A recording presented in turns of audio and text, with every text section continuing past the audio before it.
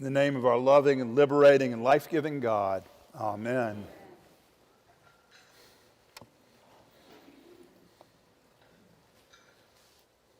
All the cool kids are using their iPads now. Actually, they changed the settings for the copier, and I can't get my laptop to talk to the copier, but that's another story. Dr. Maria Neira of the World Health Organization tweeted this last week, "Yes, it's hot, but this could be one of the coolest summers of the rest of your life." Ugh. Yes, it's hot, but this could be one of the coolest summers of the rest of your life. This sermon emerged almost immediately after last Sunday's worship with Living Water. Those of you that were there heard in the prayers of the people an intercession that caught people's imagination, because I heard 3 different people talking about it in the Lutheran prayers of the faithful. God of all creation, you reveal your goodness through all you have made. Rivers, seas, plants, animals, endangered species. Prosper the work of conservation organizations, botanical gardens, zoos, and wildlife sanctuaries. Hear us, O God, for your mercy is great. And so I began to think about creation care. I've not preached much about the creation that surrounds us. We here on Kent Island are based in the midst of a beautiful piece of creation. And the world around us is quite remarkable. There are many in this place who work in industries that are related to the bay or the protection of the bay or larger worldviews of the way in which creation surrounds us. So I want to talk to you today some about the Episcopal Church's understanding of our responsibility for the care of creation. At General Convention 2 times ago, the General Convention approved a statement that the Jesus movement, that is to say Christianity, those of us who walk in the way of Jesus, is an ongoing community of people whose lives are centered on Jesus of Nazareth, who follow him into a loving, liberating, life-giving relationship to God. And as a whole church, we have promised to place the care of God's creation at the heart of our common life. Together, we have taken up church-wide action to safeguard the integrity of creation and to sustain and renew life on earth. Now, because this comes in the Michael Curry administration, it's going to have loving and liberating and life-giving pieces to it. The loving piece of this is that we are a network of Episcopalians dedicated to the care and protection of the whole creation, cultivating circles for the sharing of stories. You see, the sharing of stories about creation is important. We need to share our perceptions of how God moves in the world about us and the food at our table and what happens to the things that when we are done with them. One of my heroes in this regard is a man named Wendell Berry, a Kentucky man, a scholar of great renown and an author of both novels and poems. Wendell Berry, for me, is one of the most rooted human beings, and if I gave you no other gift today, it would be to go home and find some of Wendell Berry's writings. He says, whether we and our politicians know it or not, nature is party to all our deals and all our decisions. She has more votes, she has a longer memory, and she has a sterner sense of justice than we do. Nature has more votes, a longer memory, and a sterner sense of justice. Berry goes on to say, we have lived our lives under the assumption that what's good for us would be good for the world. And we have been wrong.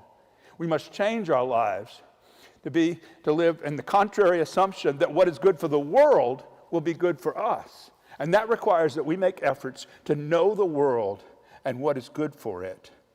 It is so important that we tell stories about how we heal the world, how we can work with the creation that God gave us dominion of in the first chapter of Genesis. But the trouble is that there are many Christians that seem confused by this. One of the places that I went to look to was the Pew Research Center. It's important because Pew does open-minded and wonderful questioning of people. And it turns out that Pew had done a survey in November of 2022 of religion and the environment, in which they determined that 9 in 10 atheists say the earth is getting warmer, mostly due to human activity, and that evangelical Protestants only have 32% that believe that the earth is getting warmer because of human activity. If this sermon is about anything, it is to renounce a silly idea that somehow we aren't part of the things that are happening around us that make our environment more dangerous, more hazardous, more life-taking. Now, it's probably because evangelical Protestants cited two reasons. That there are much bigger problems in the world today than climate change, and that God is in control of climate. Now, I can't debate either of those. There certainly are wars and pestilence and difficulties around, but climate change affects every human being, all 8 billion of us on the earth. And indeed, if God is in charge of climate, God has put us here with the purpose of being part of the way in which climate is both changed for the worse and for the better. God is not a puppet that simply goes around manipulating clouds to make it rain in one place and not in another. Another possible reason why evangelical Protestants stand in this view is that they believe that we should value the same things that were important to the generations that came before us. 2/3 of all evangelicals say, whatever was good enough for Grandpa is good enough for me. And the trouble is that Grandpa didn't have the kind of industrial impact on the world that we have today. So Americans with a lower level of religious commitment are much more likely than those with medium or high levels of religious commitment to believe that the earth is getting warmer because of human activity. I am here to assure you that both your activity in this church and our desired impact on the world is more important than any view that we have that we can somehow stand aside. In fact, the House of Bishops in the last General Convention said that if we hope to treat all human beings with dignity, we must address climate change so droughts and floods and extreme weather patterns don't force people into exile and to desperate, life-threatening migration. If we hope to build peace, we must address climate change so that the competition for scarce resources do not drive future violence. And if we hope to ensure that every child of God has enough to eat, we must address climate change so that our bountiful earth can continue to support and sustain food systems that nourish people and their souls. That's the narrative that we need to share, to speak out loud about our part in the dominion of the world, our part in the care of creation, and our part for others. Loving is followed by liberating. In the liberating portion of our statement of the Episcopal Church, we must stand in solidarity with the most vulnerable victims of impact of climate change, particularly women, poor people, and people of color, as part of seeking the liberation. Mercy Corps is a wonderful institution that works worldwide, and they published a study on how climate change affects people living in poverty. And they cited two things that were predominantly laid upon the poor and those who are disenfranchised in their nations. Undernutrition is the largest one. 690 million people, almost 9% of our whole global population, is undernourished. Now, this is most prevalent in Africa, but the largest increase in undernutrition is in Latin America and the Caribbean. Nearly 50,000 people a day fall into this poverty of undernutrition in Latin America and the Caribbean every day. 50,000 people who do not have enough on their plate to sustain themselves. And that's why migration begins to happen. And the second piece of this, after undernutrition, is refugees. Nearly 70% of all the displacements in the first 6 months of 2020 were the result of weather-related disasters. 9.8 million people lost their homes, their livelihoods, and family members to natural disasters. And so what do? We can be loving and we can think about liberating, but what is the life-giving piece of this? The first is to have a clear-eyed view of the world that we find ourselves in. I've already said we've now reached the number 8 billion people on the planet. That's a 2.5-fold increase since the day I was born.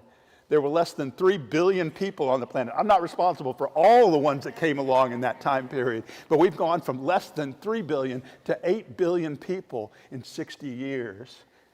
And the most populous countries in the world, Last week, the United Nations offered its annual assessment of population around the world, and they said by the year 2050, just 25 years from now, the largest country in the world will be India, with 1.67 billion people. China's population is beginning to slip a bit because of the one-child policy that they had for many years. China's the second largest, and the third largest may become as a surprise to you because it's been the United States for so many years. But by 2050, the third largest country on the planet will be Nigeria.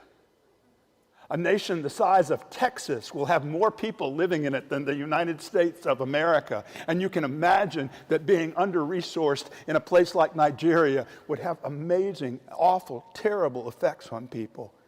The top 10 is rounded out by Pakistan, Indonesia, Brazil, the Democratic Republic of Congo, Ethiopia, and Bangladesh. All of these places live, for the most part, right at the edge. Back during the George Bush administration, the president started an initiative called the Global Change Research Project. George Bush, father of George W. Bush, wanted to make sure that we were beginning to think in 1989 about the ways that we could address global change. And it's come out every 5 years. The Global Change Initiative was then approved by the Congress, and every 5 years they make a report. What they said was that the effects of climate change are steadily worsening and now threatening nearly every aspect of life in the United States. The United States, on the whole, has warmed about 2.5 degrees since 1970 in just 50 years, and about 1.6 degrees of warming worldwide. So we are warming faster in the United States. Now, part of that is because the ocean temperatures, which are also rising, are not rising as fast as the land temperatures. But no matter what, we must find ways to address the far-reaching and worsening conditions. Today in the gospel, we hear of how a sower went out to sow. Early agricultural means simply meant that you went out into the field and you threw your seed wherever they would go, and you hoped they would grow, and you hoped at the end you would harvest them. It was kind of a crazy agricultural system, but it worked for those people.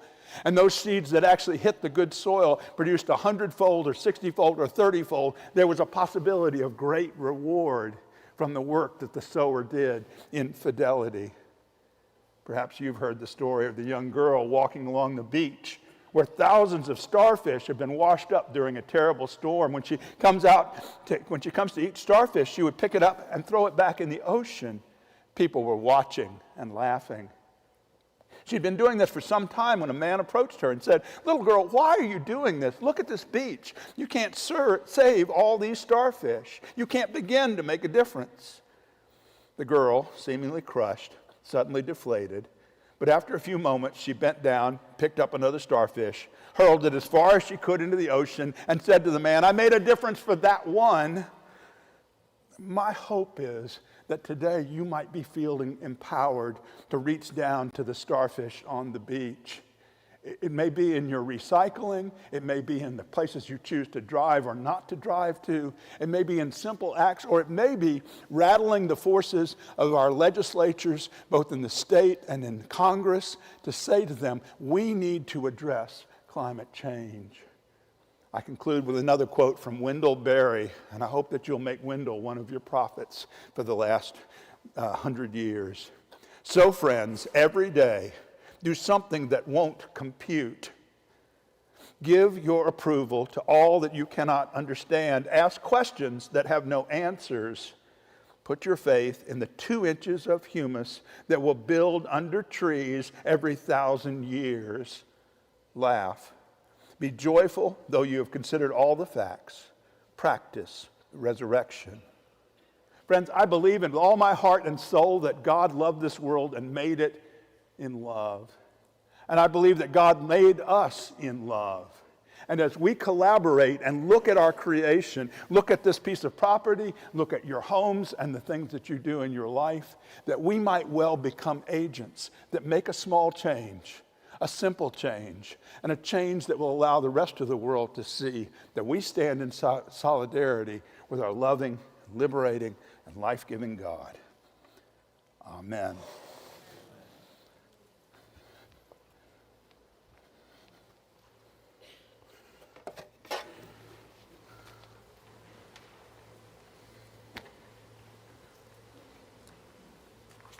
And together we stand to profess our faith.